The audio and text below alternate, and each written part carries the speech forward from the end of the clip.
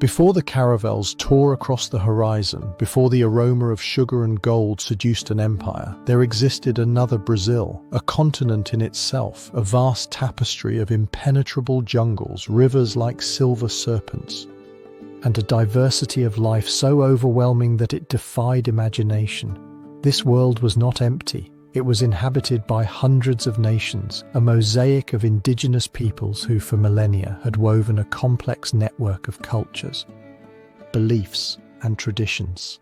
This is the story of that lost world, a journey to the origins of ancestral Brazil to discover who its first inhabitants were before the arrival of the storm. Let us imagine for a moment a landscape without borders, without stone cities, without the roar of progress. A world where time was measured by the cycle of the moons and the rhythm of the seasons. In this earthly Eden, peoples such as the Tupinamba, the Guarani, and the Tupiniquim not only survived but thrived. They were not primitive societies as they have often been portrayed, but communities with profound wisdom and complex social organization. Each tribe was a universe with its own language, its own myths, and its own way of understanding the cosmos. The question that guides us is how these societies were organized in such a vast and wild environment.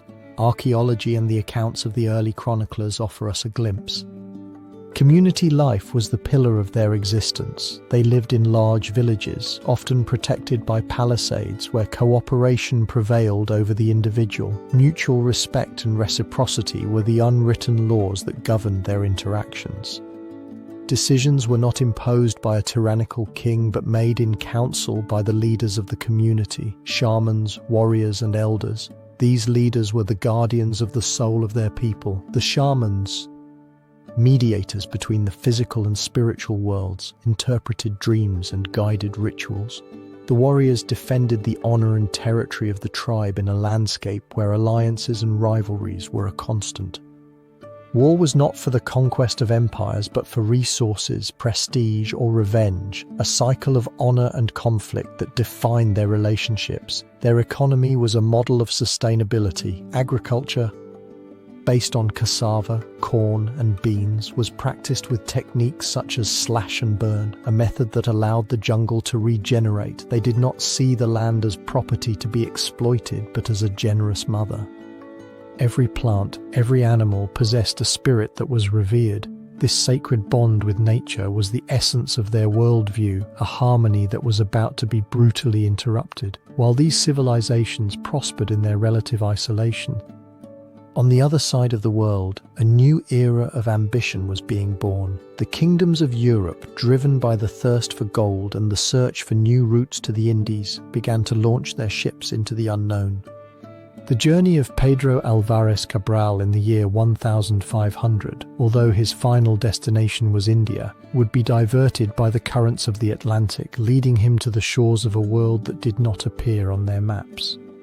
The first encounter between the Portuguese and the Tupi peoples was a moment of wonder and strangeness. For the navigators, it was the discovery of an earthly paradise. For the indigenous peoples, the arrival of pale-skinned men in great canoes was an omen, an event that their myths had not anticipated. But initial curiosity would soon give way to distrust, and distrust to conflict. The decisions made by the colonizers, ignorant of the complexity of the cultures they encountered, would have catastrophic consequences. The arrival of the Europeans not only brought the cross and the sword, but also an invisible and far more lethal enemy: diseases, smallpox, measles, and influenza, for which the indigenous peoples had no immunity, spread like wildfire, decimating entire populations even before they had seen a soldier. The social fabric of these civilizations began to crumble, leaving a void that would be filled by violence and slavery. The question that looms over this chapter of history is deep and painful. How could a network of cultures so rich and adapted to their environment be so vulnerable? What secrets, what knowledge, and what world views were lost forever in this clash of civilizations? As we close this first exploration, we find ourselves on the brink of a new and tragic chapter. The arrival of the Portuguese was not a simple discovery. It was the beginning of a conquest. In the next episode, we will witness how the greed for a blood-red wood, pau-brasil, will unleash the first great wave of exploitation, marking the true beginning of the colonization of Brazil. If you're enjoying the video, give it a like and subscribe to see more content from the channel. The connection between indigenous cultures and their environment was about to be irrevocably interrupted. In the year 1500, Brazil emerged on the horizon of European history, a vast territory with a story yet to be discovered. The wind was blowing in favor of the Portuguese navigators, and a new chapter in the history of humanity was beginning to be written. The political context in Europe was charged with imperial ambitions. Portugal, under the reign of Manuel I, was navigating a sea of possibilities, where the routes to the East Indies promised wealth. The quest for spices and gold was a constant motivation in the minds of the explorers.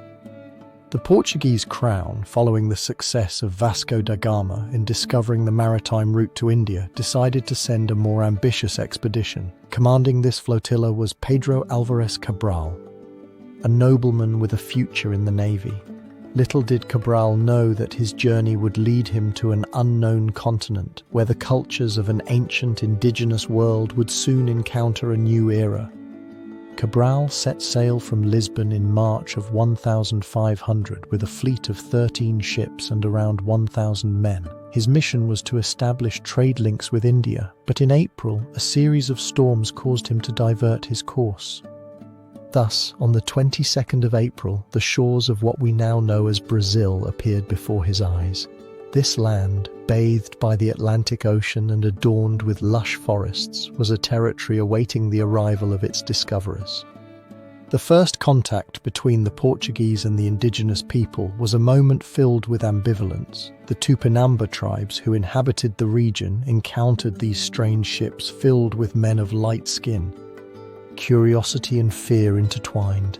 It is pertinent to analyze what these seafaring men were seeking and what intentions they carried with them. Cabral and his crew, astonished by the hospitality of the indigenous people, began to establish relationships that, although initially friendly, were destined to transform into something more complex. As the days passed, Cabral took possession of the land in the name of the King of Portugal, marking the beginning of a colonization that would change the fate of Brazil. With the blessing of the crown, the Portuguese began to explore the territory, gathering information about its resources.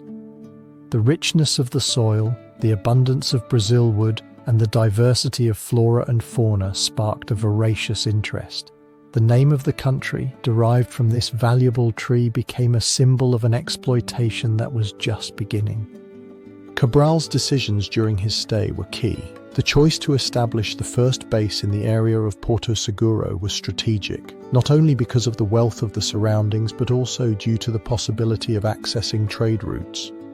However, the arrival of the Portuguese was not viewed favorably by all. Tensions began to arise, and manifestations of an imminent conflict started to resonate. The initial friendly interactions soon gave way to an atmosphere of distrust.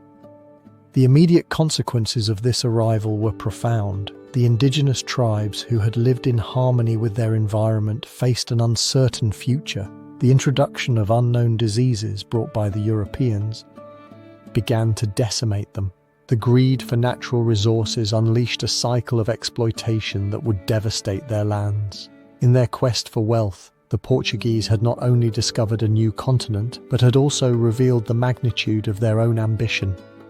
The analysis of this discovery does not solely rest on the act of finding new land, but on the consequences for the future of its inhabitants. It is pertinent to analyze what legacy the colonizers would leave in this land and whether the voices of the indigenous people would be silenced by the conquest. These questions linger, inviting reflection. As history progresses, the arrival of the Portuguese marks only the beginning of a broader process. The decisions made in those early days would lay the foundations for a conflict that would define the relationships between colonizers and indigenous people. The quest for riches and expansion would soon give way to the systematic exploitation of resources. The question surrounding the arrival of the Portuguese leads us to question not only the cost of colonization, but also the path that this new land would follow. As the repercussions of the past resonate, history invites us to move forward towards the era of Brazilwood, where colonization would intensify and the pursuit of wealth would further mark the fate of Brazil. The arrival of the Portuguese transformed into an economic opportunity. In the early decades of the 16th century, Brazil, a vast territory still unexplored, was under the gaze of the colonizers. The arrival of Pedro Álvares Cabral in 1500 and the subsequent establishment of Portuguese control marked the beginning of an era of exploitation that would change the landscape of the land. In this context, a natural resource emerged that would become the economic engine of the colony: Brazilwood. Brazilwood, a tree native to the Brazilian coast, was named for the intense red color of its wood, which resembled the dye used in Europe. This resource soon became the object of desire for merchants, a resource that promised immeasurable wealth. The initial expeditions were motivated not only by the search for gold, but also by the exploitation of this valuable wood.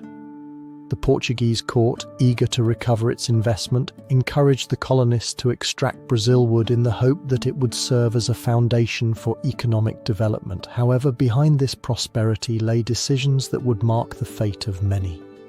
The figure of the first colonists, mostly young men in search of fortune, intertwined with that of the indigenous people, who were initially seen as allies. Among them stood a crucial character, the explorer and merchant Goncalo Coelho, who led expeditions along the coastline, establishing the first contacts and fostering a trade that would soon become unbalanced. As the demand for Brazilwood grew, the decisions of these early colonists became more aggressive. In their eagerness to monopolize extraction, they began to displace indigenous communities. Thus, the first tensions began to arise, marking the start of a series of conflicts that would leave marks on the history of Brazil. The exploitation of Brazilwood reached its peak in the 16th century, when it is estimated that thousands of tons of wood were exported annually. This economic boom brought accelerated growth to coastal cities, such as Salvador de Bahia, which became centers of trade. The sound of sawmills echoed as ships departed laden with wood, feeding a cycle of wealth built upon the exploitation of indigenous populations. The immediate benefits were undeniable. Portugal saw an increase in its revenues. It is pertinent to analyze the cost of this exploitation. Violence and dispossession loomed over the land. As the colonists ventured inland, indigenous resistance became evident, but massacres were common. Accounts of entire villages disappearing became a constant lament, a persistent influence that still resonates. As exploitation continued, a question arose: could the greed of a few lead to the ruin of an entire people? The answer to this question would be revealed over time, but the consequences were increasingly felt. The impact of this exploitation was not limited to the economy. Colonial society began to transform. The arrival of immigrants changed the demographics. The interactions between Europeans and indigenous people, which initially seemed promising, turned into relationships of control. Indigenous cultures began to dissolve, leaving a cultural void. The issue surrounding this era of Brazilwood is not limited to the simple pursuit of wealth. It intertwines with the history of a people stripped of their land. It is pertinent to analyze what secrets and ancestral knowledge were lost and what lessons could have been learned had a more equitable relationship been chosen. As the cycle of exploitation continued, the history of Brazil approached a new chapter. The sugar expansion was on the horizon, where colonization would intertwine with the arrival of thousands of African slaves. The influence of Brazilwood would continue to project itself onto the future, a repercussion of past decisions. It is pertinent to analyze how events would unfold. The answer awaits us in the next chapter. The era of pau-brasil was a time of constant transformation in Brazil. The search for wealth had led colonists to venture into unknown lands, and the exploitation of resources had begun to leave its mark. With the rise of trade, attention shifted towards a new gold, sugar. In the warm lands of northeastern Brazil, a new situation was brewing, a phenomenon that would change not only the economy but also the social structure of the country. During the 16th century, sugar became the engine of the colonial economy. In this context, the development of sugar mills surged in Pernambuco, where the climatic conditions were ideal. This boom not only attracted Portuguese colonists but also European capitalists who saw in Brazil an opportunity to amass fortunes. The mills, large facilities where sugarcane was processed, began to appear, marking the beginning of a new era. However, such growth did not come without a considerable cost. To meet the growing demand for labor, colonial elites made a decision that would resonate. They began to massively import African slaves. The first arrival of Africans in Brazil was documented in 1530, and as the mills expanded, this practice intensified. The major European powers benefiting from the trade, such as Portugal and Spain, viewed the slave trade as a way to maintain production at low cost. Thus, a cycle of exploitation was established that would leave an indelible mark. The key figures in this story are numerous. Among them are the landowners, known as Senhores de Engenho, who controlled sugar production and the importation of slaves. One of the most prominent was Jorge de Albuquerque Coelho, a man who not only benefited from sugarcane but also became involved in the trade, becoming a symbol of colonial greed. The decisions of individuals like him not only defined their own lives but also shaped an economic system dependent on oppression. Over time, sugar production solidified as the pillar of the economy, generating enormous wealth for Portugal and establishing trade ties with other countries. It is pertinent to analyze what the price of this prosperity was. In the mills, the lives of slaves were a manifestation of pain. Working conditions were brutal and mortality rates alarmingly high. The cycle of violence became a matter that blurred the boundaries of morality. While the elites enjoyed their luxuries, as the sugar economy flourished, so did resistance. Slaves, despite being subjugated, began to organize, from small revolts to the formation of quilombo communities, where they could live freely. The struggle for dignity became a constant in the Brazilian jungle. However, colonial authorities responded with brutality, suppressing any attempt at rebellion. The immediate consequences of this period were profound. The sugar economy not only cemented the power of the elites but also transformed the social structure. The massive arrival of Africans brought invaluable cultural wealth but at the same time generated divisions that endure. The imprint of this era resonates in Brazilian culture, in its music and in its identity. It is pertinent to analyze what secrets remain hidden in this story. The slave trade was one of the most atrocious violations of human rights, and the impact of the sugar economy is a matter that invites reflection. There is debate on how it is possible that such great prosperity was built on the backs of the oppressed and what lessons this dark chapter offers us. As the influence of the sugar mills fades, we head towards a new crossroads. Tensions between colonists and indigenous communities would intensify, leading to a series of conflicts that would change the course of history. In the next chapter, we will explore the confrontations between these two forces. It is pertinent to analyze the struggle for control of an increasingly contested territory. The sugar expansion, which promised immeasurable wealth, became a field of tension and confrontation. In the 16th century, Brazil found itself at the crossroads of a latent conflict where the repercussions of European colonization resonated in the vast jungle and indigenous villages. The encounter of two worlds, one anchored in tradition and the other in ambition, would generate a series of confrontations that would mark history. The historical context of this period is essential to understand the magnitude of the conflicts. With the arrival of the Portuguese, led by Pedro Álvares Cabral in 1500, Brazil became a coveted target. The search for resources and the exploitation of fertile lands transformed the social landscape. In this new world, the indigenous people, who had lived in harmony with their environment, found themselves facing an adversary that not only threatened their existence but also stripped their territories. The arrival of European settlers signified the beginning of a cultural clash. Among the key figures at this crossroads were individuals such as Martim Afonso de Sousa, a Portuguese nobleman who, in 1530, embarked on an expedition to establish effective colonization. As the settlers settled, they began to make decisions that would have profound repercussions. The policy of capture and subjugation of the indigenous peoples, promoted by the settlers, became the norm. The indigenous people who saw their home invaded responded with resistance. It is debated whether there was room for negotiation and understanding. Tensions intensified as the settlers sought to expand their territories. In 1556, the founding of São Vicente represented a milestone in colonization, but it was also the catalyst for a cycle of violence. The Guarani tribes who inhabited the region began to suffer the consequences of European greed. With the arrival of the Jesuits, who attempted to protect the indigenous people and convert them to Christianity, a complex network of relationships was created. However, they often found themselves caught between the settlers' desire to exploit resources and the need to preserve indigenous life.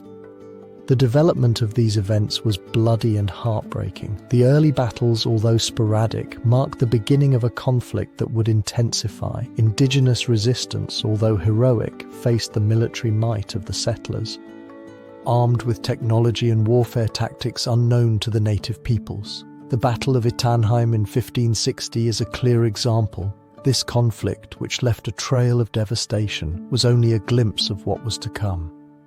The immediate consequences of these clashes were devastating. The indigenous population began to decrease drastically, and with it the traditions that had flourished for centuries. The diseases brought by Europeans, such as smallpox and measles, added to the violence, creating a scene of desolation. Alliances between tribes began to form, but their effectiveness was limited. The lingering question is how much of that culture was lost forever. The decisions made by the settlers and the resistance of the indigenous people created a narrative of struggle and suffering, but also of bravery. Each confrontation revealed an aspect of the issue that still endures: the capacity for adaptation and resistance of the indigenous peoples. However, questions remain in the air. What legacy will remain of these forgotten stories? Will the expressions of their voices ever resonate in official history? As the 16th century progressed, the influence of the conflicts continued to dominate the Brazilian landscape, preparing the ground for the arrival of new powers. In this context of violence, the Dutch would begin to set their sights on the northeast, marking the beginning of a new era. It is pertinent to analyze what the future held for Brazil and its indigenous peoples. Thus, the next chapter will take us to explore the Dutch invasion, an episode that would further transform history. If you're enjoying the video, give it a like and subscribe to see more content from the channel. Conflicts with the indigenous peoples unveiled a new conflict in Brazilian lands. As the 17th century progressed, European ambition resonated in northeastern Brazil. The peninsula of Pernambuco became a stage where Dutch interests intertwined with Portuguese resistance. The story of the Dutch invasion is a tale of intrigue, power, and the confrontation between two worlds. The historical context surrounding the invasion is set in a time of growing tensions in Europe. The 30 Years' War, which lasted from 1618 to 1648, had weakened many nations, including Spain, which had dominated much of the American territory. However, the Netherlands, which had fought for its independence, saw in the Portuguese colonies an opportunity to expand its influence. In this context, the Dutch West India Company, founded in 1621, launched itself into the conquest of Brazil, seeking control of the sugar plantations. The first steps of the invasion took place in 1624, when a Dutch fleet captured the city of Salvador. However, this occupation was short-lived, as in 1625 Spanish and Portuguese forces recaptured the city. Nevertheless, the true assault occurred in 1630, when the Dutch managed to take Olinda and, in a strategic move, established their capital in Recife. This event marked the beginning of an occupation that would last for more than 2 decades, transforming the socio-economic landscape. Dutch leaders such as Johan Maurits of Nassau-Siegen played a crucial role. Maurits arrived in Brazil in 1637, and his government was characterized by an innovative approach. He promoted the construction of infrastructure, encouraged the arts and sciences, and fostered a policy of coexistence with indigenous communities and enslaved people. However, his legacy was also marked by exploitation, which would inevitably provoke discontent. The decisions of Portuguese leaders, such as the organization of resistance, were equally decisive. Insurrection began to brew among the local population, who felt the oppression. In 1645, a resistance movement known as the Pernambucan Insurrection began to gain strength. Led by figures such as André Vidal de Negreiros and João Fernandes Vieira, this uprising reflected the desire to regain autonomy and became a catalyst. The development of events was swift. The Portuguese resistance, fueled by a sense of identity, began to gain ground. In 1648, a crucial victory in the Battle of Guararapes, where the Portuguese and their allies faced Dutch forces, marked a turning point. This confrontation was not only a military victory, but also a symbol of the struggle for freedom. The victory at Guararapes was followed by a series of battles that led to the Dutch losing control. Finally, in 1654, after years of fighting, Portuguese forces managed to expel the Dutch. The surrender of Recife was a decisive moment that sealed the fate of the northeast and restored Portuguese sovereignty. However, the Dutch occupation had left a mark, transforming its structures and generating a legacy that would endure. The immediate consequences were profound. The restoration of Portuguese sovereignty brought a resurgence of sugar production, but it also left a divided country. The wounds of conflict and tensions among different communities intensified, and the repercussions of the occupation would resonate, leaving a complex legacy. Yet, amid this history, a question remains. It is pertinent to analyze what secrets and lessons lie behind the Dutch invasion and whether ambition and resistance are the forces that truly shape the destiny of nations. As the history of Brazil progresses, the influence of colonization intertwines with another significant change: the discovery of gold in Minas Gerais. This new chapter promises to unveil a period of prosperity and transformation, but also of conflicts that will mark history. The Dutch invasion transformed into a dazzling opportunity. As the 18th century progressed, an activity of rivers and mountains rose in the interior of colonial Brazil, attracting adventurers. It was the beginning of the gold rush, a period in which the discovery of gold in Minas Gerais would change the course of Brazilian history, unleashing a wave of prosperity and at the same time a torrent of conflicts. In this context, Brazil was under Portuguese rule, an empire that, although already flourishing due to sugar, faced tensions. The arrival of gold promised a radical transformation not only in the economy, but also in the social structure. Minas Gerais, until then a little explored region, became the new El Dorado, a place that promised wealth. However, the search for that treasure would also reveal greed and the struggle for power. The pioneers of this new world were mostly lower-class men who, driven by the promise of wealth, ventured into the mountainous lands. Among them, the name of Manuel de Borba Gato stood out, a bandeirante who became a symbol of ambition. The bandeirantes, explorers and slave hunters, played a crucial role in the expansion. With their incursions, they opened paths and facilitated access to the veins of gold that would soon become the heart of the economy. The year 1693 was a turning point. At that moment, the discovery of large deposits of gold on the banks of the river das Velhas marked the beginning of a frenzy. News spread like wildfire, while the Portuguese elite, who had until then focused on sugar, began to look on with interest. The Portuguese government, aware of the potential, took measures to regulate the gold trade, establishing the Casa de Fundicao in 1698, where the metal was melted and taxes were collected. It is pertinent to analyze what price this prosperity would truly have. As the flow of gold increased, so did the pressure on the indigenous and African population, who suffered under exploitation. African slaves brought to work in the mines became the backbone of this new economy. Their lives were marked by suffering, a dark legacy that still resonates. It is debated whether the wealth of a few justified the suffering of many. The economic boom transformed the cities of Minas Gerais, which flourished. Localities such as Vila Rica, now Ouro Preto, became vibrant urban centres filled with Baroque churches and an air of opulence that contrasted with misery. Art and architecture reached new heights with masters like Aleijadinho, who left his mark on Brazilian culture. However, beneath this surface, a growing tension began to brew. Wealth not only enriched the metropolis, but also fueled the ambition of local elites. The Crown's decisions, such as the establishment of a rigorous tax system, only fueled discontent. In 1720, the quinto, a 20% tax on extracted gold, became a turning point that provoked revolts.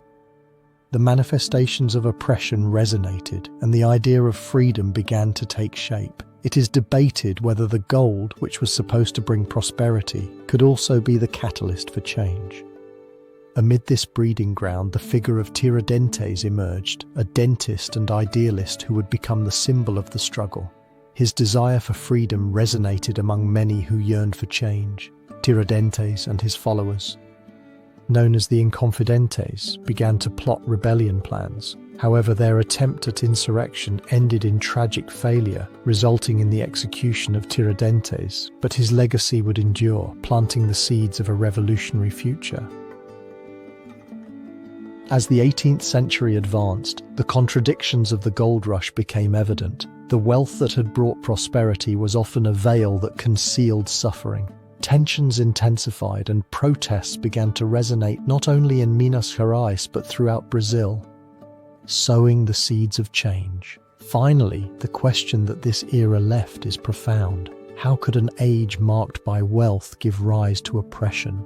The gold, which promised to be a path to the future, became a symbol of conflicts. It is pertinent to analyze what other secrets are hidden in this story of ambition. Thus, the gold rush not only became a brilliant chapter, but also laid the foundations for the reforms to come. In the next chapter, we will explore the Pombaline Reforms, a set of measures that would attempt to modernize the Portuguese Empire. The search for a new order will lead us to delve into the challenges they faced. The Golden Age unleashed a series of transformations that would shape the course of Brazil. In the 18th century, the vast territory, which had flourished due to the exploitation of gold, found itself at a crossroads. The sudden wealth brought an economic boom, but also administrative chaos. Corruption and inefficiency echoed, and the need for change became evident. We arrive at the stage where a decisive figure emerged. The Marquis of Pombal, Sebastião José de Carvalho e Melo. Appointed by King José thus of Portugal as Prime Minister in 1750, Pombal became the architect of a series of reforms that promised to transform the structure of power in the economy. It is pertinent to analyze who this man really was, who aimed to change the rules in such a complex colony. The Pombaline Reforms were framed within a context of crisis. As the exploitation of gold reached its peak, so did social tensions. The arrival of immigrants, the increase in the enslaved population, and the dissatisfaction of local elites complicated governance. Pombal, with his enlightened mindset and ambition, set out to restore order in Brazil, driving a radical change in administration and the economy. One of the pillars of the reforms was the centralization of administration. At a time when corruption was common, Pombal pushed for measures to strengthen the control of the metropolis. New structures were created to eliminate the influence of local elites. In this context, Pombal also confronted the Society of Jesus, which had played a crucial role in education. The Jesuits were a powerful force, but Pombal considered them a threat. In 1759, he enacted their expulsion, marking a turning point in religious and educational control. However, the Pombaline reforms were not limited to politics. Economically, Pombal implemented measures that would revolutionize trade. The promotion of agriculture through new techniques sought to diversify the economy, which until then had depended on gold and sugar. Fiscal reforms also played a crucial role. Fairer taxes were established and efforts were made to optimize collection. However, these measures were not without controversy. There is debate over whether they benefited the population as a whole or were seen as an additional burden. As the reforms were implemented, the immediate impact became palpable. The centralized administration allowed for greater agility in decision-making. However, it also generated resistance. Local elites felt threatened and began to conspire. The tension between the central government and local interests intensified, creating a breeding ground for discontent. Nevertheless, the real question that this era leaves us with is about the effectiveness and intentions of Pombal. There is debate over whether he was interested in the well-being of the colony or in strengthening his own power.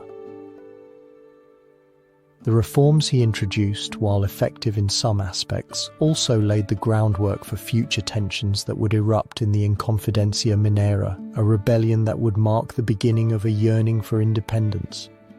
Thus, as the repercussions of the Pombaline Reforms resonated in Brazil, discontent began to brew.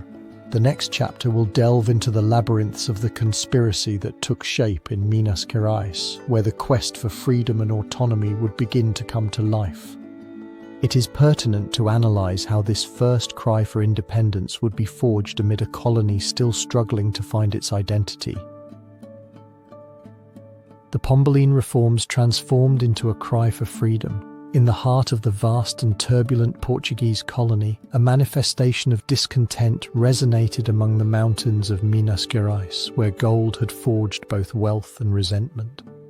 The decade of the 1780s was at its peak, and while the mines shone with the extracted gold, oppression and injustice began to manifest. The history of Brazil, rich in cultures and conflicts, was about to become even more complex with the conspiracy of Minas, a movement that would mark a milestone in the struggle for independence. In this historical context, the splendor of the mines had attracted countless colonists. But at the same time, it had created an elite that benefited from the forced labor of thousands of slaves. The colonial economy was intrinsically linked to exploitation, and social injustice became a poison. The reforms of the Marquis of Pombal in the previous decade had left discontent as they reduced the privileges of the upper classes. This atmosphere of tension intensified when the Portuguese government established new taxes on gold production, unleashing the fury of the miners. In this scenario emerged a man whose name would resonate, Joaquim José da Silva Xavier, known as Tiradentes.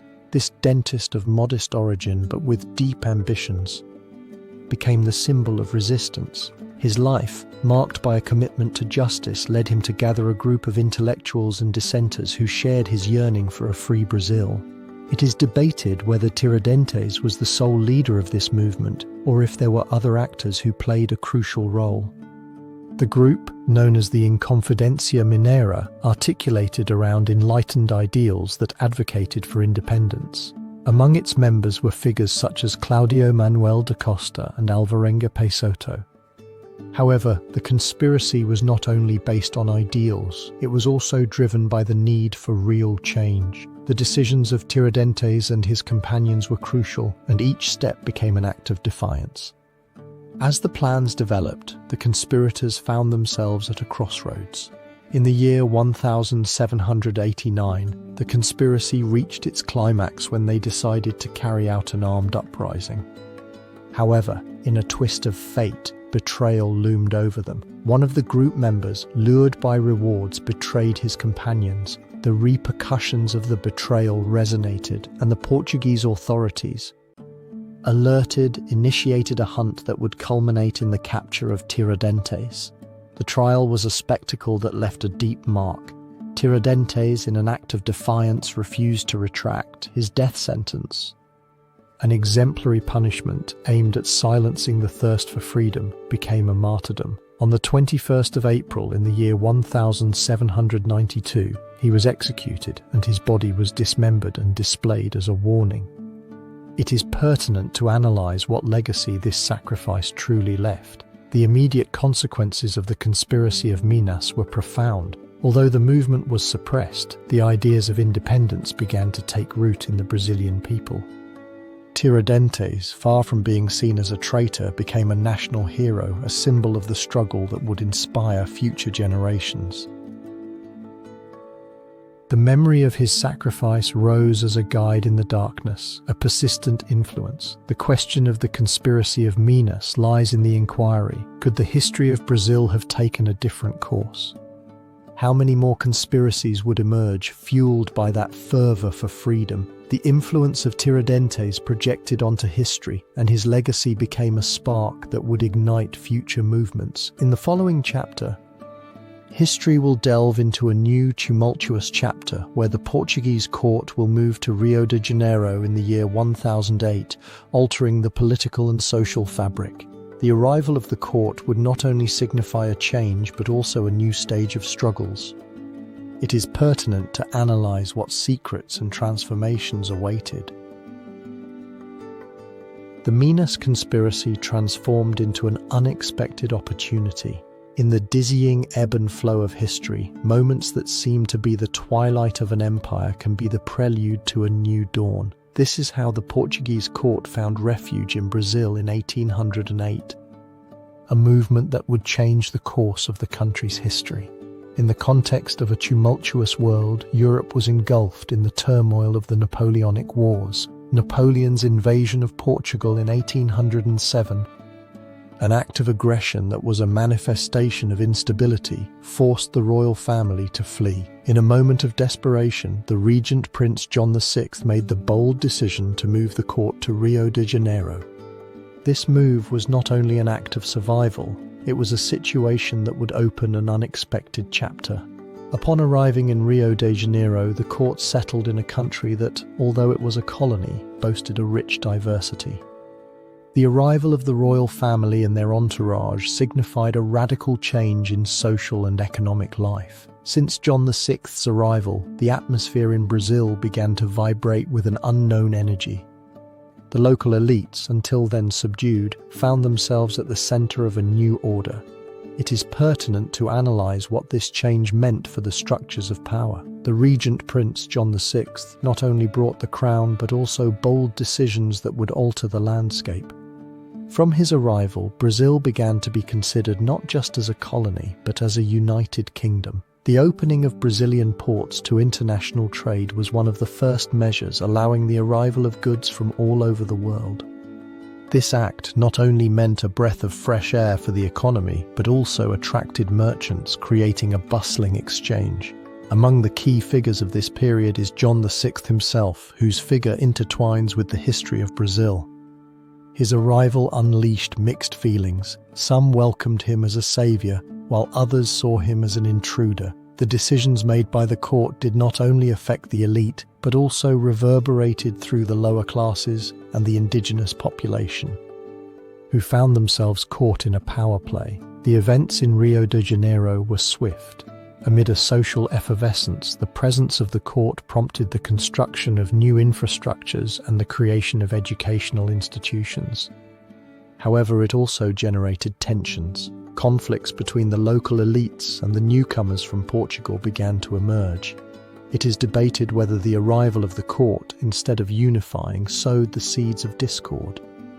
The immediate consequences of this relocation were profound. The court not only solidified its presence but also initiated reforms that transformed the administrative structure. The creation of new institutions and modernization laid the groundwork for a future that could no longer ignore its new identity. However, as the influence of the court consolidated, the first voices of dissent also began to emerge. The repercussions of the American Revolution and the ideas of independence began to find their way into the hearts of some Brazilians. The analysis of the chapter unfolds before us. It is debated whether the arrival of the court in Brazil was an act of salvation or an influence that would mark the beginning of a rupture. It is examined how a country that had been considered a mere extension of a metropolis could become a key player. Questions pile up, leaving an atmosphere of mystery about the future of a nation that was beginning to define its destiny. In this context of uncertainty, the next great chapter looms: the struggle for independence. The figure of Dom Pedro I, who would rise as a leader, began to take shape. With the influence of the court resonating, the question that everyone was asking was whether this would be the moment when the colony would rise to claim its freedom. The relocation of the court triggered a torrent of events that would change the fate of Brazil. At the beginning of the 19th century, while the Industrial Revolution transformed Europe and the seeds of independence germinated in America, a new question emerged on the Brazilian horizon. The arrival of the Portuguese court in Rio de Janeiro in 1808 had altered the balance of power. The presence of the royal family not only brought modernity, but also illuminated the growing tensions between the local elite and the authorities.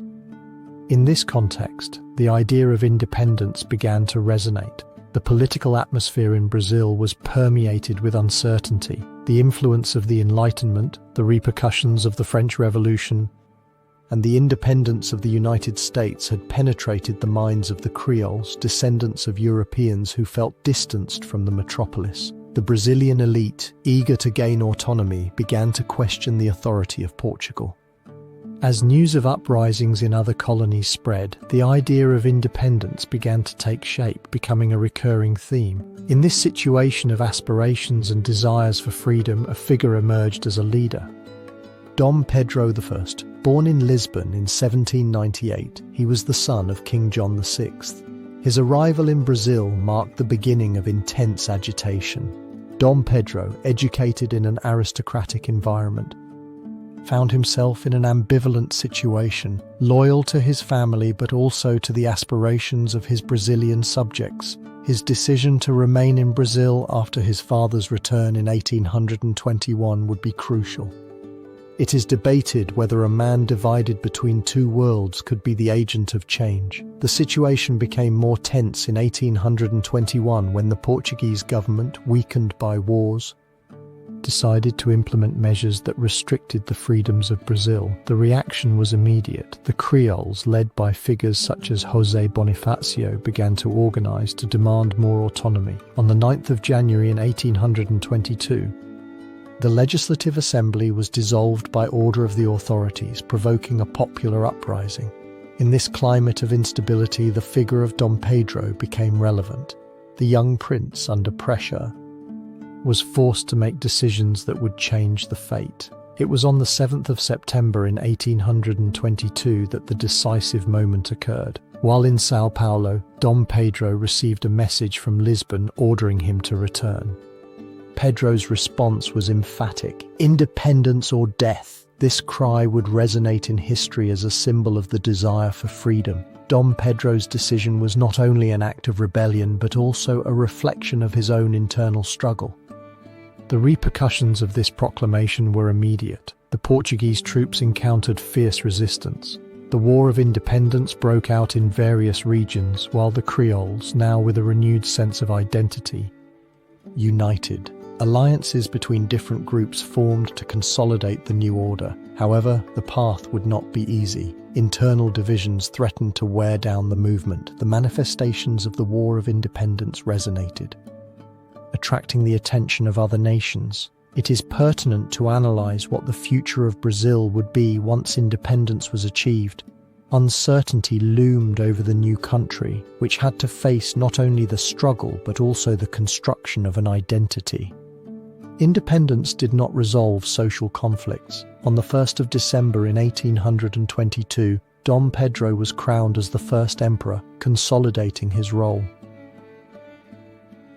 Despite this celebration, the country was mired in internal and external conflicts. The struggles between political groups and regional tensions continued. Independence had been proclaimed, but the fight for freedom still resonated. Thus, the analysis of Brazil's independence was not limited to the break with Portugal. It was a puzzle of aspirations and identities that left open questions. It is debated whether this new nation would be able to overcome divisions and whether the figure of Dom Pedro, a divided man, could unite a country in search of its destiny. In the next chapter, we will explore the immediate consequences of independence on the figure of Dom Pedro I, as well as the challenges they would face in the birth of the First Brazilian Empire. We will analyze whether a young empire could survive the complexities of its past. The independence of Brazil transformed into a new era, a remarkable chapter in the history of the country. With independence achieved in 1822, the young empire found itself at a crossroads.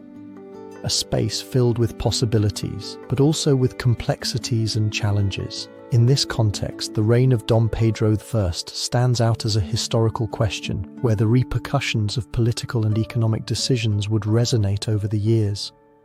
The political environment that preceded the First Empire was a mix of hopes and fears. Following the declaration of independence, Brazil aspired to build a strong nation. However, the path would not be simple. The fragmentation of interests and the influence of various elites complicated the consolidation of the state. On the horizon, tensions emerged between liberals and conservatives, between those who desired a more inclusive Brazil and those who defended a traditional order. This landscape became more complex due to cultural and regional diversity. Dom Pedro I, a man of only 24 years, became the symbol of the new empire. The son of the King of Portugal, his return to Brazil had awakened both fervor and suspicion. His role as emperor was marked by decisions that would resonate. In an attempt to consolidate his power, Dom Pedro I sought to establish a strong monarchy. But the winds of change blew against him, and the young ruler soon found himself caught in a tangled political game. One of the most significant decisions was the creation of a constitution in 1824, which established a legal framework. However, this constitution also left a bittersweet taste. The concentration of powers in the figure of the emperor generated discontent among liberals, who clamored for greater participation. It is debated whether this centralization of power was truly necessary or if there was an alternative path. Meanwhile, the economy of the new empire faced significant challenges. The dependence on sugar, which had been the pillar of the colonial economy, began to show signs of exhaustion. International competition and declining profitability led Dom Pedro I to seek new opportunities. Expansion into the interior and the promotion of diversified agriculture became priorities, but conflicts with local elites and a lack of infrastructure complicated these efforts. It is pertinent to analyze whether such a young empire could reinvent itself amid such adversities. The development of infrastructure, especially transportation, became a key element. The construction of roads and railways was vital to connect the regions and facilitate trade. However, the lack of resources and the resistance of elites generated a stagnation. The persistent question was whether Brazil could overcome internal fragmentation and achieve national cohesion. Over time, political tensions intensified. Disputes between liberals and conservatives reached a critical point. And in 1831, Dom Pedro I decided to abdicate in favor of his son, an act that would mark the end of his reign but not of the problems. The decisions of Dom Pedro I, although driven by the need to protect his legacy, left uncertainty. It is debated whether his abdication was a solution or merely a change of problems. The immediate consequences were profound. The abdication left a divided nation, with an empire in the hands of a young prince who had not yet reached adulthood. The regency that followed was marked by uprisings, revealing the fractures that had been latent. The repercussions of his legacy would resonate not only in politics but also in the identity of a nation in search of its place. The analysis of the First Brazilian Empire lies in the duality of its construction, a moment of hope and a period of uncertainty. The decisions of Dom Pedro I raised questions that endure. It is pertinent to analyze whether Brazil could have taken a different course and what secrets awaited in such a young and vulnerable empire. As the veil of history lifts, we move toward the next chapter, where the repercussions of the Regency and the uprisings will reveal a new dimension of the Brazilian challenge, a period in which the struggle for control will become more intense. The legacy of uncertainty left by Dom Pedro triggered a series of events that would shake the foundations of Brazil, in a country where diversity and regional differences were already pronounced. Political instability would become the manifestation of power struggles and a fertile ground for uprisings. The Regency, a transitional period that sought to establish a balance, stood as a complex issue in Brazilian history. The political atmosphere in Brazil at that time was a tumultuous mix of ideals of freedom and aspirations for autonomy. Following the departure of Dom Pedro I, the country found itself in a state of vulnerability. The figure of the emperor had been central to the consolidation of Brazil as a nation, and his absence left a void that many aspiring leaders were eager to fill. The Regency, composed of a group of young and often inexperienced men, was forced to navigate a sea of regional tensions. The main actors of this era were marked by youth and radicalization. Among them stood out the regent, the Count of Ipiranga, who took command in an attempt to maintain peace, but would soon be swept away by popular discontent. His administration faced rivalries among the provinces, where local leaders such as the warlords of the northeast and south began to take center stage. The question that arose was whether the regents could maintain unity in a nation that seemed to be fragmenting. Against the backdrop of a faltering administration, uprisings began to emerge. Among the most significant was the Male Revolt, which erupted in 1835 in Salvador, where enslaved individuals and freedmen, inspired by ideals of freedom, rose against oppression. Their rebellion, although suppressed, exposed the deep social fissures and growing discontent. The uprising was not only a manifestation of freedom, but also a repercussion of racial tensions. On the other hand, the Farroupilha Revolt, which broke out in 1835 in the south, became a symbol of the struggle for provincial autonomy. The leaders of this revolt, such as Bento Gonçalves, challenged the authority of the central government by proclaiming the Republic of Piratini. This movement sought not only autonomy but also a fairer system. In this context, the decisions of the regents became crucial. The violent repression of these uprisings not only fueled revolutionary fervor, but also left a resentment that would last for generations.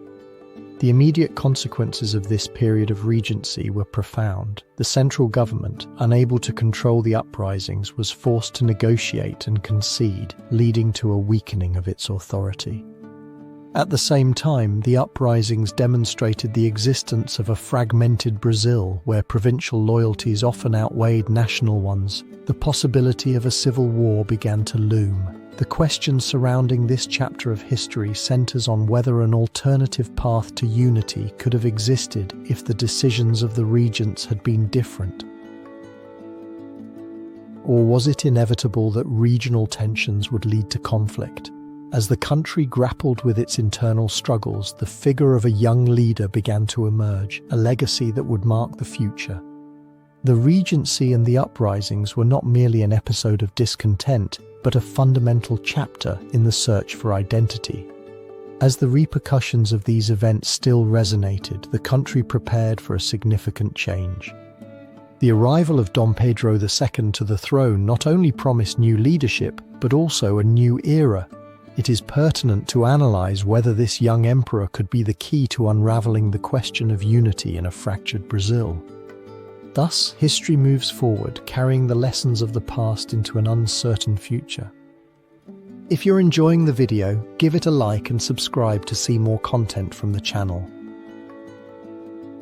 The Regency and its uprisings gave way to a new order. In the tumultuous context of the transition that followed the abdication of Dom Pedro I, Brazil found itself immersed in a labyrinth of uncertainty. Power struggles and regional uprisings threatened to destabilize an empire still young. However, amidst this chaos, a figure emerged who would become a symbol of hope: Dom Pedro II. Born in 1825, Pedro de Alcântara was the son of Emperor Pedro I. From his childhood, he was educated to assume the throne, although his rise was not conventional. At the age of 14, with his father's abdication in 1831, he became the Emperor of Brazil. In a country where instability seemed to be the constant, his arrival posed a question that many wondered if he could resolve. It was debated whether a child could lead a divided empire. The political context of his ascent was tense. The Regency was marked by the struggle between liberals and conservatives. In this environment, the young emperor proved to be an unusual leader, unlike his father, whose reign was marked by impulsive decisions. Dom Pedro II adopted a more conciliatory approach. While many in his position would have sought to consolidate their power through repression, he opted for dialogue. The figure of Dom Pedro II began to cultivate an aura of trust, a manifestation of stability that would resonate throughout his reign. The key decisions that marked his government soon manifested. In 1840, at just 15 years old, Pedro II was declared of age and officially assumed control. This event was not only a symbolic act, it was a pledge to the nation. The first of many wise decisions was his support for education. Aware that Brazil's future depended on knowledge, his administration promoted the establishment of schools and universities. Over time, the figure of Dom Pedro II solidified not only as an emperor but as a national symbol. His passion for science led him to foster the arts, attracting intellectuals. This environment of cultural effervescence translated into a flourishing of nationalism where Brazilian identity began to take shape. It is debated to what extent this identity was genuine and whether it was the people who guided this transformation or the decisions of an emperor. The events of his reign were also marked by modernization.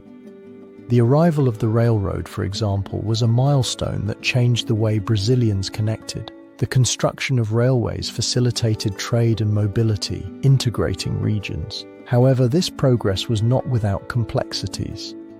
Tensions between the interests of landowners and the needs of workers emerged. The immediate impact of Dom Pedro II's reign was significant. The political stability he achieved translated into a period of relative peace, laying the foundations for economic development. The reforms he promoted, although sometimes controversial, began to bear fruit. Agriculture was modernized and Brazil began to emerge as a relevant actor. However, the question persisted about whether this stability could be lasting in the face of growing social tensions. As the 19th century progressed, the issue of slavery loomed over the empire.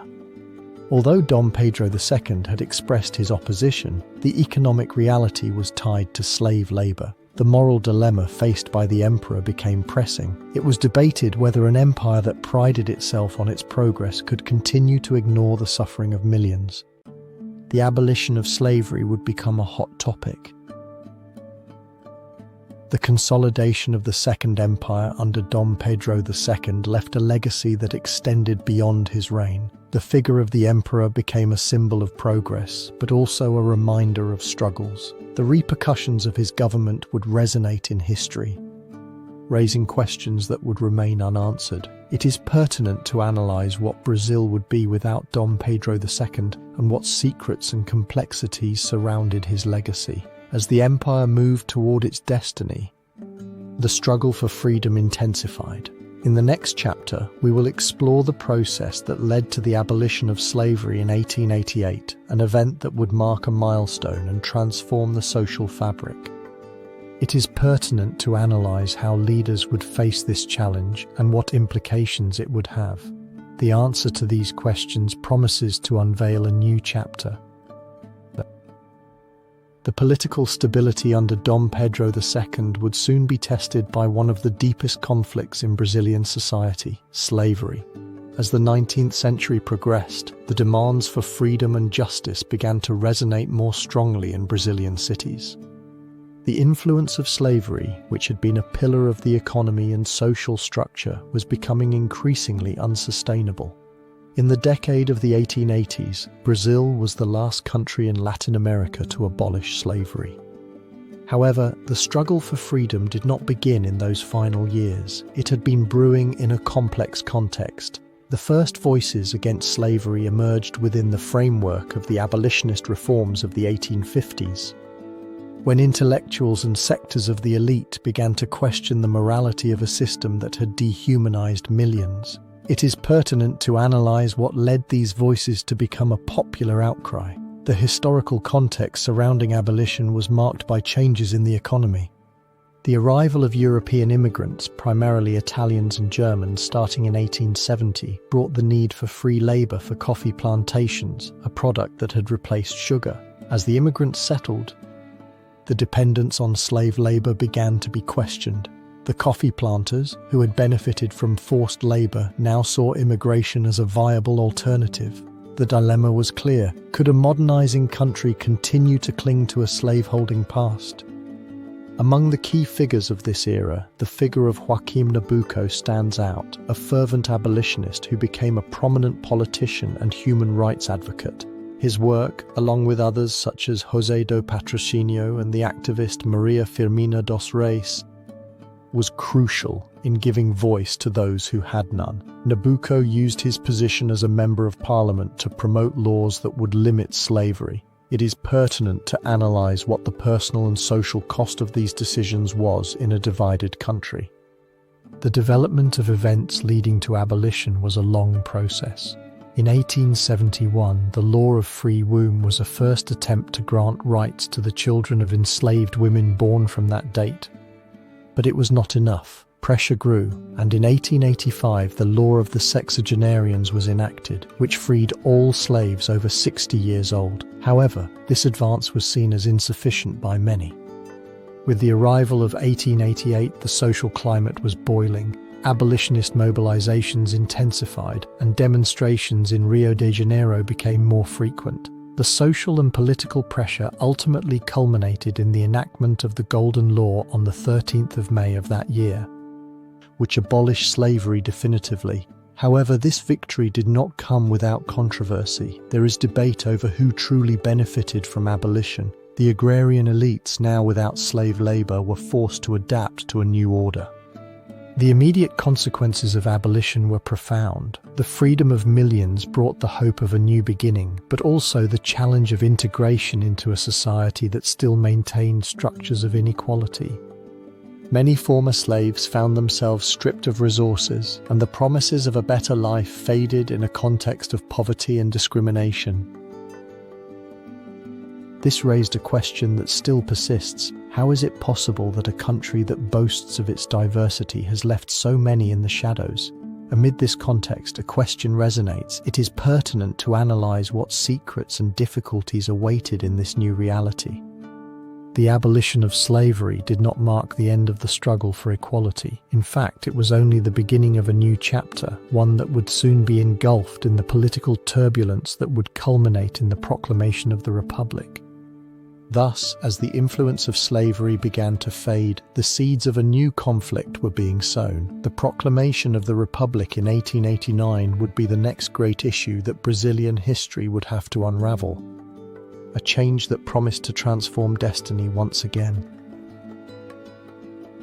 The struggle for the abolition of slavery in 1888 not only marked a milestone, but also unleashed a series of political consequences that loomed on the horizon. As the influence of freedom resonated, a new question began to take shape. What would come after the fall of the empire? The answer to this question would be revealed in the turbulent dawn of the 15th of November in 1889, when Brazil would enter a new era. The historical context in which this transformation took place was complex. The Empire of Brazil, under the command of Dom Pedro II, had achieved remarkable development. However, within it, tensions were palpable. The agrarian elite, which had sustained its power on slavery, felt threatened by social changes. At the same time, republican movements began to question the legitimacy of the monarchical system. Discontent spread from the middle classes to the more radical sectors. In this context, republican ideas inspired by the ideals of freedom and democracy gained strength. Among the key figures who would play a crucial role was General Deodoro da Fonseca, a renowned military leader. Deodoro, along with other military leaders such as Colonel Floriano Peixoto, began to devise a plan that, although initially not aimed at overthrowing the emperor, would be directed towards a coup d'état. In the streets, the pressure from republican leaders and citizens clamoring for a new form of government became intense. On the 15th of November in 1889, the decisive moment arrived. Amid a climate of agitation, a group of military personnel led by Deodoro executed the coup. The troops marched towards the imperial palace in Rio de Janeiro, where Dom Pedro II, a symbol of stability, was located. In a dramatic turn of events, the emperor was forced to abdicate and went into exile in Europe, leaving a power vacuum that would mark the end of an era. The country, which had been an empire for nearly 7 decades, found itself at a crossroads. The proclamation of the Republic was met with a mix of joy and fear. The elite that had sustained the empire felt betrayed, while the new Republican leaders faced the challenge of establishing a legitimate government. The initial decisions were crucial. The Constitution of 1891, which sought to establish a democratic framework, and the appointment of Deodoro as the first president. However, instability loomed over this new order. Political tensions intensified, leading to a series of crises. The immediate consequences were profound. The fall of the empire not only marked a change of government, it also transformed the social structure. The Republic, born from the Revolution, faced the difficult task of reconciling the hopes of the masses with the realities of a divided country. It is debated whether the dream of a free and democratic Brazil had been fulfilled, or if one regime had merely been replaced by another, in a cycle of power and resistance. The Republic would not be the panacea, but the beginning of a journey fraught with new complexities. With the proclamation of the Republic also came the end of the monarchy, but the story of Brazil was far from resolved. The complexities of political instability would remain present as the country ventured into what would be known as the Old Republic, a period that would bring its own challenges. It is pertinent to analyze how Brazil would adapt to this new reality and what paths it would take in its search for identity. These questions lead us to explore the next chapter. The proclamation of the Republic opened the door to a new chapter in the history of Brazil, one marked by the political transformation known as the Old Republic. The proclamation in 1889 was only the beginning of a complex web of challenges. In a vast and diverse country, where the influences of the colonial past were still present, the repercussions of the struggle for identity and power resonated strongly. The historical context of the Old Republic is situated in a Brazil that had experienced the transition from an empire to a federal republic. Dom Pedro II, the last emperor, had been overthrown in a military coup. However, the new republic did not bring the expected stability. In fact, the period between 1889 and 1930 was marked by a series of political and economic crises. The struggle for power intensified, with regional groups and elites competing for influence in a system that resembled more a battlefield. In this complex web, key figures emerged. One of the most influential characters was Floriano Peixoto, who became the second president after the resignation of Deodoro da Fonseca. Known as the Iron Marshal, Peixoto faced a series of revolts, including the Federalist Revolution of 1893. His response was decisive. He used the army to suppress the insurrection, establishing a precedent of militarization in politics that would have repercussions. It is debated whether repression was the only path or if there were other alternatives. As the years progressed, economic forces also played a crucial role. The economy, which had been sustained by coffee, experienced rapid growth. However, this growth was fleeting and contradictory. The coffee elites of São Paulo and Minas Gerais, known as the coffee with milk politics, dominated national politics, while the interests of the rest of the country were ignored. This policy favored the coffee-producing states, perpetuating a system that kept the working classes in precarious conditions. It is debated how long a system that ignored millions could be sustained. The development of infrastructure was also a critical element. The construction of railroads facilitated trade but also revealed inequalities.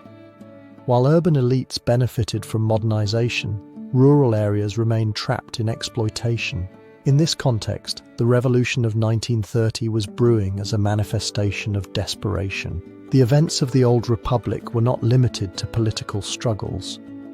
They were also marked by social unrest. Labor movements began to emerge, driven by the dissatisfaction of workers. These movements, although scattered, represented a spark of change in a country shaped by oppression. Strikes and demonstrations became a manifestation of the voices demanding a fairer Brazil. It is pertinent to analyze who truly listened to these voices. However, the legacy of the old republic was not limited to its failures. It also left a mark on national identity, forging a sense of struggle that would resonate.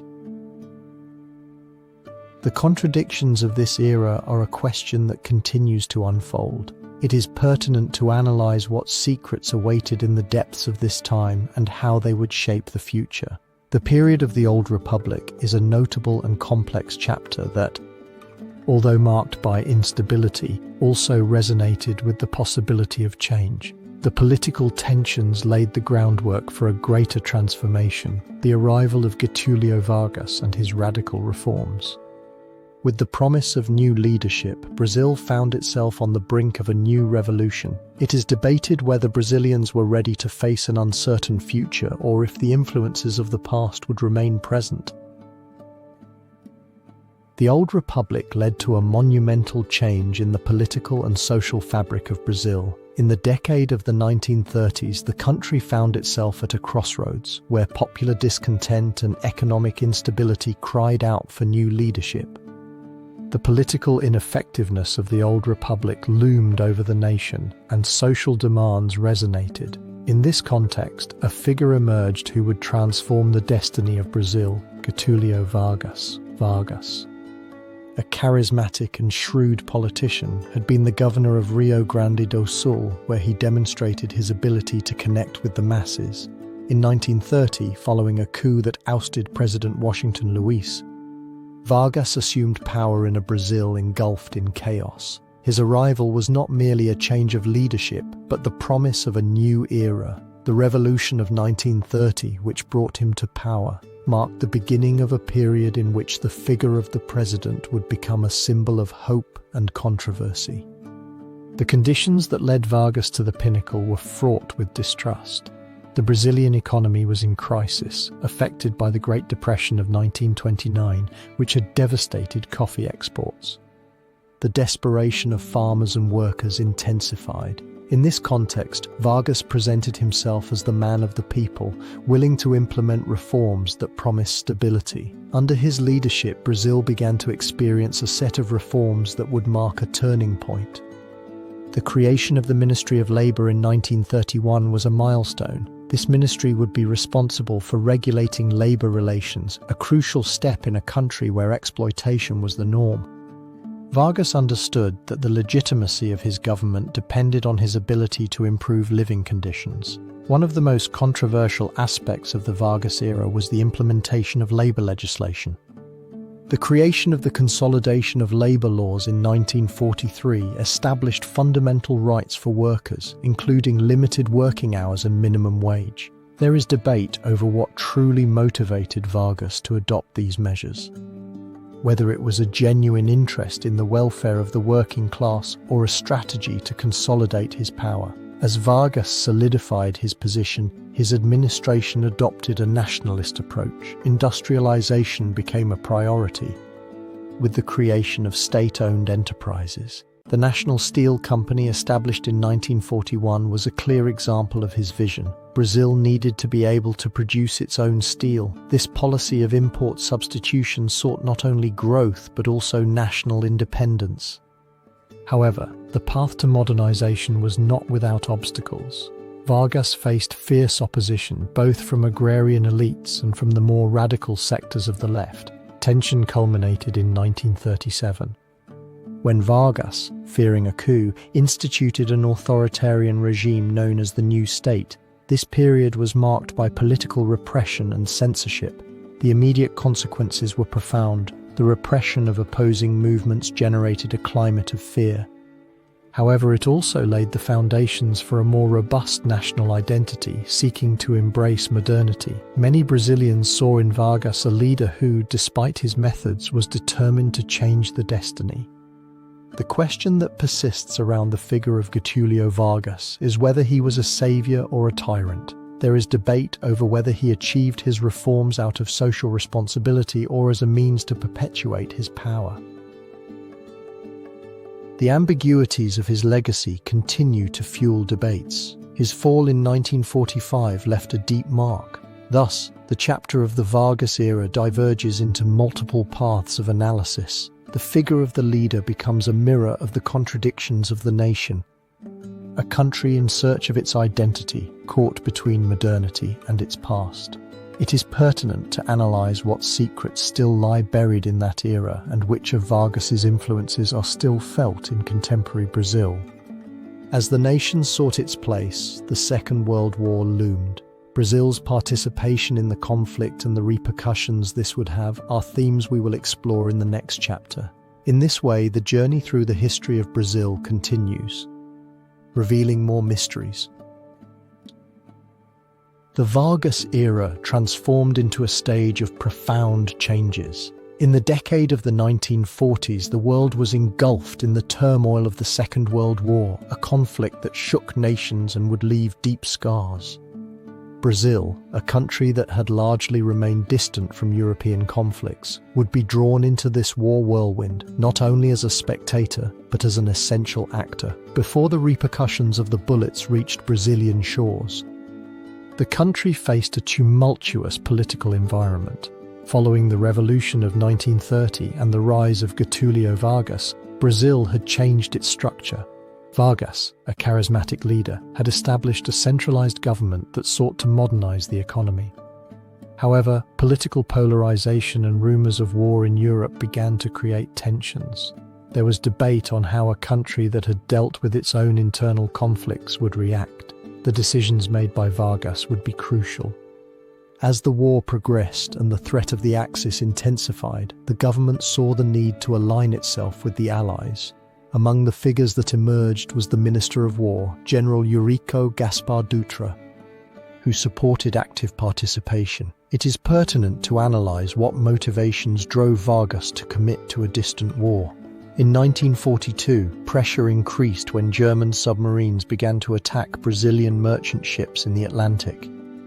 The death of sailors not only enraged public opinion but also forced the government's hand. Brazil declared war on the Axis powers, becoming one of the few Latin American countries to do so. This decision, although controversial, was seen by Vargas as an opportunity to consolidate his power. It is pertinent to analyze the cost of this decision. Brazil's participation materialized with the sending of the Brazilian Expeditionary Force to Italy in 1944, a group that, although small, became a symbol of national pride. Commanded by General João Baptista Mascarenhas de Moraes, Brazilian soldiers faced German forces in crucial battles such as the one at Monte Castelo.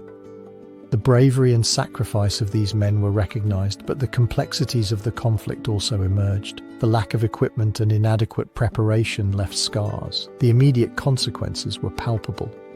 The Allied victory granted Brazil a new international status, but it also left internal dilemmas. The war had served to unite various sectors, but it had also exposed deep divisions. Racial and social tensions, suppressed during the war, began to resurface. There is debate on whether a country that had faced war could truly emerge united.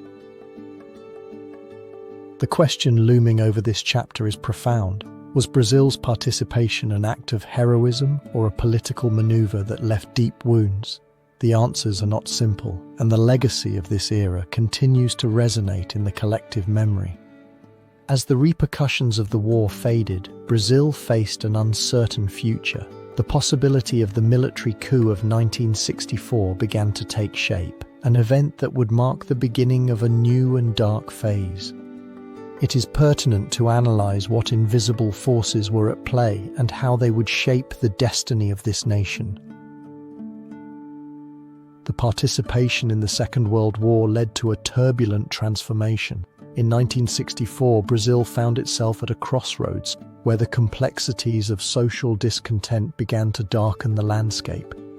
The economy, although growing, showed signs of inequality. Amid this environment, ideological polarization intensified and the fear of a possible communist influence loomed over the elites. The figure of João Goulart, president since 1961 became the target of the opposition, which accused him of being a puppet of communism, an accusation that reverberated in the streets. The historical context that preceded the coup of 1964 is essential.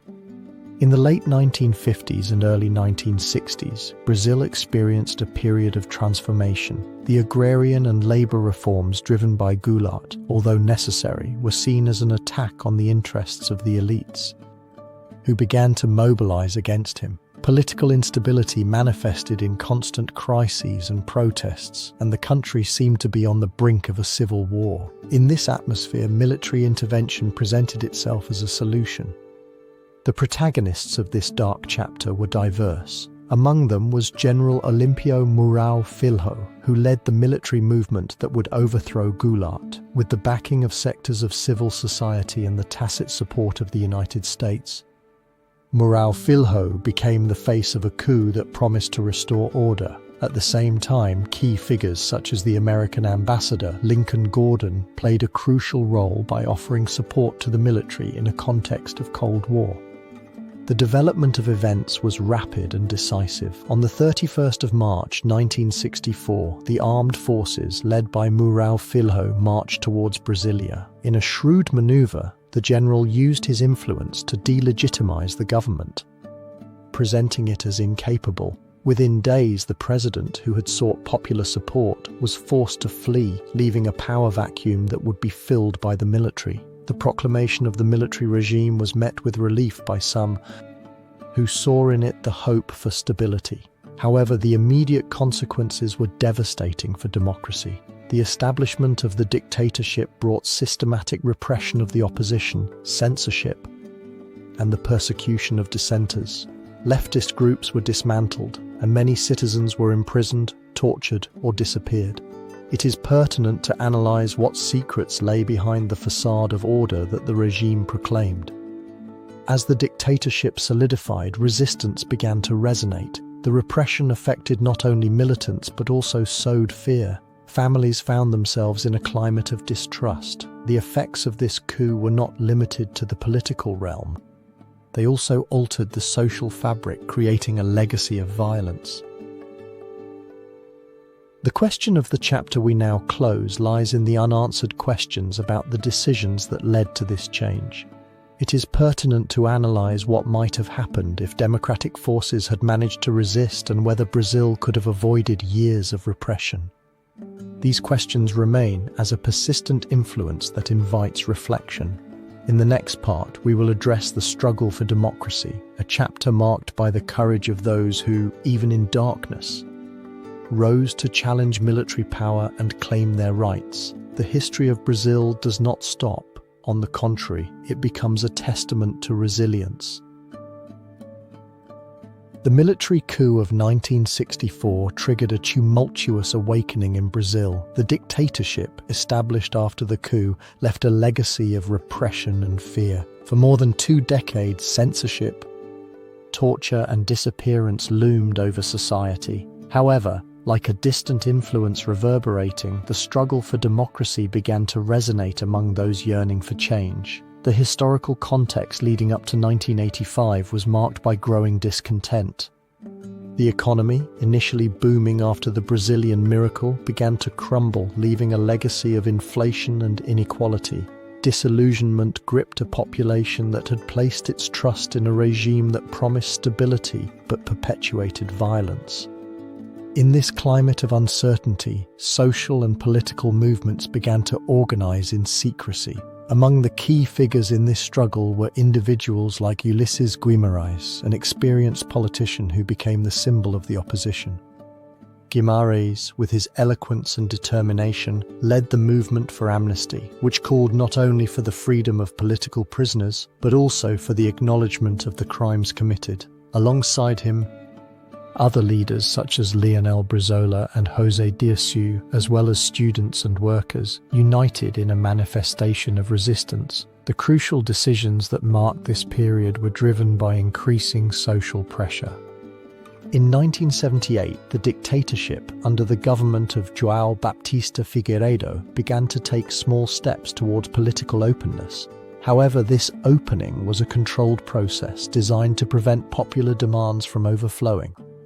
The opposition, for its part, became bolder. Direct elections for governor and the creation of parties such as the Brazilian Democratic Movement Party were milestones that challenged the official narrative.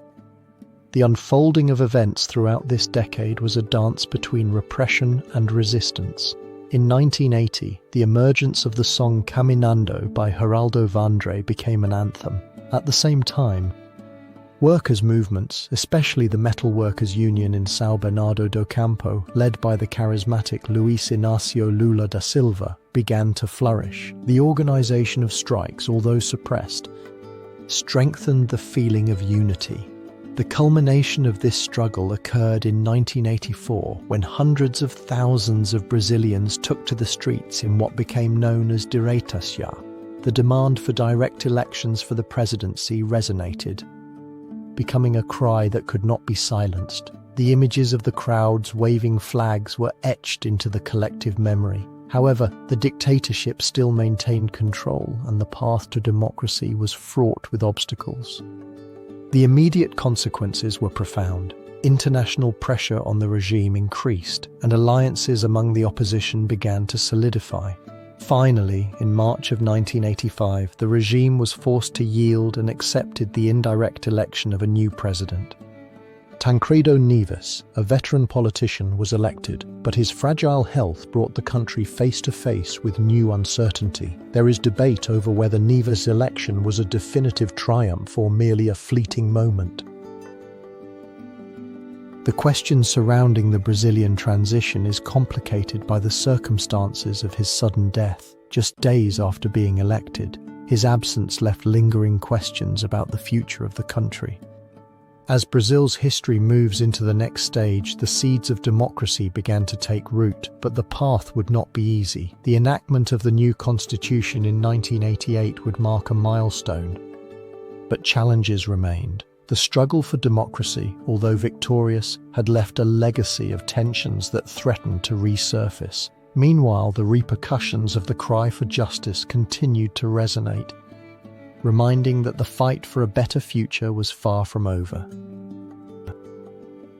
The struggle for democratization would not only resonate in the streets, but would also become the seed of a constitutional change that would alter the course of Brazil. In 1988, under the influence of a recent history marked by oppression, a new constitution was enacted, a document that not only defined a new legal framework but also symbolized the yearning of a country for freedom and justice. The historical context that preceded this enactment was complex. After more than 2 decades of dictatorship, Brazil in the 80s was a hotbed of tensions. The country had been marked by repression and fear, but also by a growing resistance. The economy, although recovering, was far from stable, and social inequalities persisted. The scars of repression were still fresh, and the collective memory cried out for a future in which human rights would be fundamental pillars. In this scenario, key figures emerged who would play a fundamental role. Among them was Ulysses Guimarães, a charismatic politician and leader of the Brazilian Democratic Movement. Guimarães, nicknamed the Father of the Constitution, became a symbol of the struggle for democracy. His vision was clear. Brazil needed a new social contract that guaranteed rights and promoted justice. Alongside him, other leaders such as Aureliano Chaves and José Sarney, as well as a broad spectrum of representatives, would join in the constitutional process. The development of events leading to the enactment was a true political labyrinth.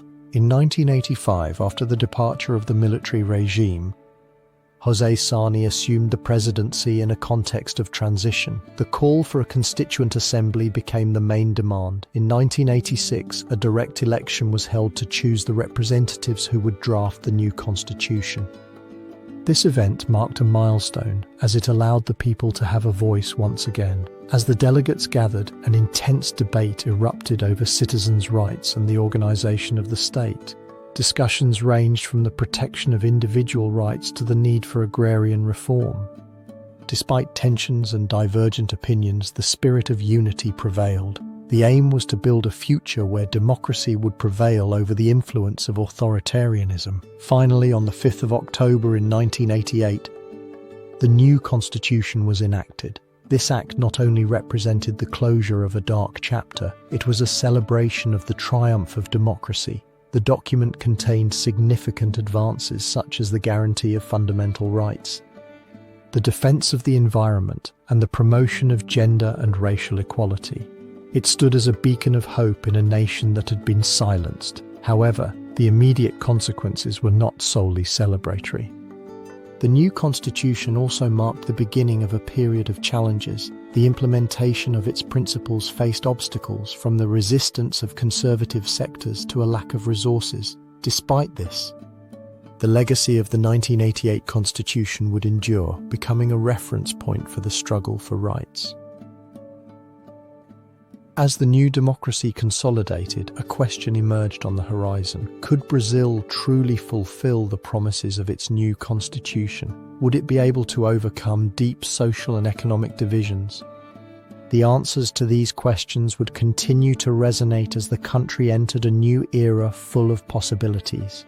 With the enactment of the new constitution, Brazil found itself at a crossroads. The hope for a democratic future intertwined with the reality of a recent past. In this context, the challenges of the 21st century approached, bringing with them the need for deep reflection. The history of Brazil had not ended, it was just beginning to unveil its complexities. The promulgation of the Constitution transformed into a labyrinth of challenges and opportunities. As it entered the 21st century, Brazil found itself at a crossroads, a country that had come a long way since its independence, but now faced a set of political, economic, and social challenges that would test its identity. With a legacy of inequality and a fractured social fabric, the new millennium brought with it the promise of change, but also the influence of old struggles. The historical context preceding this period is fundamental. The decade of the 1990s witnessed a series of economic reforms aimed at stabilizing the country after years of dictatorship.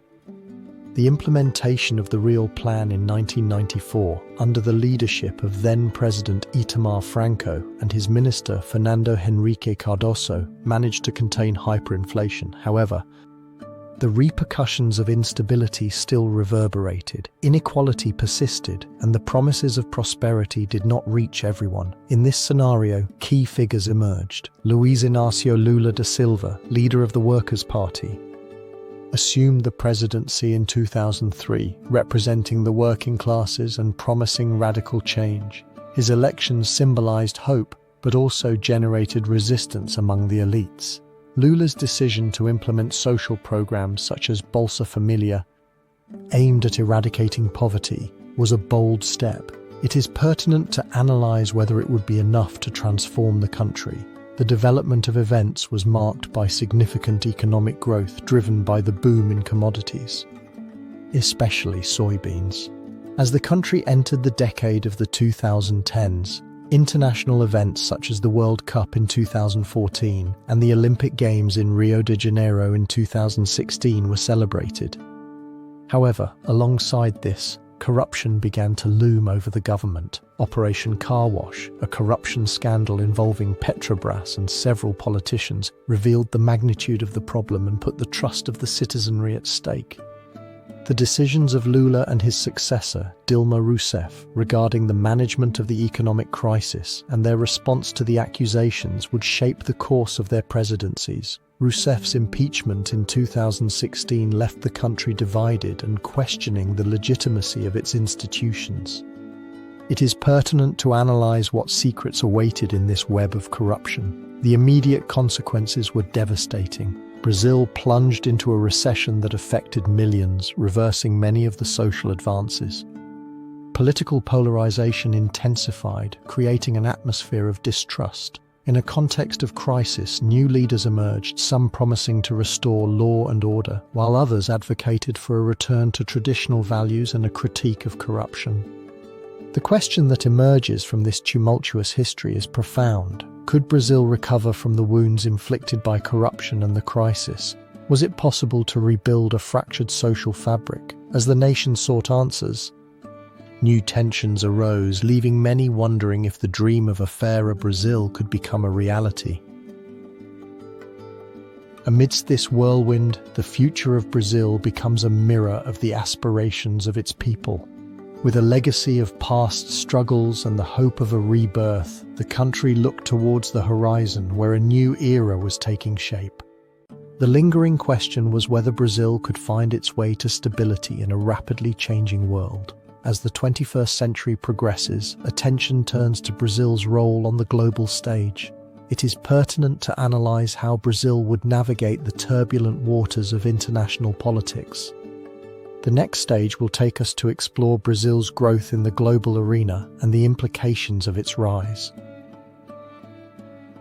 Internal instability gave way to a new chapter in the history of Brazil. In recent decades, the country emerged from its tumultuous past and began to claim a place on the global stage. Brazil's growing influence in world politics and economics stands as a testament to its evolution, a matter that invites us to unravel the dynamics that led it to become a key player. The historical context surrounding this rise is complex. At the end of the 20th century and the beginning of the 21st, Brazil found itself at a turning point. The wounds of the military dictatorship, which had left deep scars, began to heal with the return to democracy in 1985. This political rebirth allowed the country to rethink its position in the world and strengthen its economy, which showed signs of resurgence. Democratic stability became an essential foundation. The 1990s witnessed crucial decisions. Fernando Henrique Cardoso, who assumed the presidency in 1995, implemented economic reforms that liberalized the market. His government focused on modernization and trade openness, seeking to position Brazil as a global competitor. As the country integrated into organizations such as Mercosur, its projection began to be more visible. There is debate over whether this openness was sufficient to transform a sleeping giant into a global actor. The unfolding of events in the first decade of the 21st century brought a paradigm shift. With the arrival of Luiz Inácio Lula da Silva to the presidency in 2003, Brazil embarked on a new era of development. Under his leadership, the country not only experienced unprecedented economic growth, driven by the commodities boom, but also committed to reducing poverty. Social inclusion policies such as Bolsa Familia were internationally recognized, turning Brazil into an example. But this success raised questions. Could this growth truly be sustained? What challenges loomed? As Brazil asserted itself internationally, its influence in discussions on climate change and sustainable development became evident. The Amazon, the lungs of the planet, became a focal point. The decisions made by the Brazilian government regarding the conservation of its resources would be crucial. The tension between development and sustainability became a dilemma that resonated in international forums. There is debate over whether Brazil could be the leader the world needed or if it would find itself trapped in its own paradoxes. Brazil's rise was not only economic but also political. The country became a prominent member of the BRICS, a group that included Russia, India, China, and South Africa, reflecting a shift in the balance of power. This new bloc sought to critique Western hegemony and propose a more multipolar order. The decisions made on this platform shaped the course of relations among emerging economies, but also raised questions. What would be the cost of this alliance? Would Brazil be prepared for the complexity of international relations? The immediate consequences were profound. Brazil, once seen as a developing country, began to be regarded as a regional and global leader. Foreign investment increased and tourism flourished. However, this growth was not without contradictions. Criticism arose regarding persistent inequality. The protests of 2013 highlighted the dissatisfaction of a people demanding more from their leaders. There is debate over whether the country could maintain its global status while dealing with internal challenges. The question surrounding Brazil's growing influence is a reflection on its identity. It is analyzed whether Brazil is the giant that has awakened, or if it remains a country trapped in its past. The decisions made by its leaders and the role it has chosen to play are merely fragments of a puzzle. As Brazil faces an uncertain future, the next stage presents itself as an intersection of opportunities and challenges. In the following chapter, we will delve into reflections on the future, exploring the possible paths that this vast country could take. It is pertinent to analyze what secrets await in the depths of its history.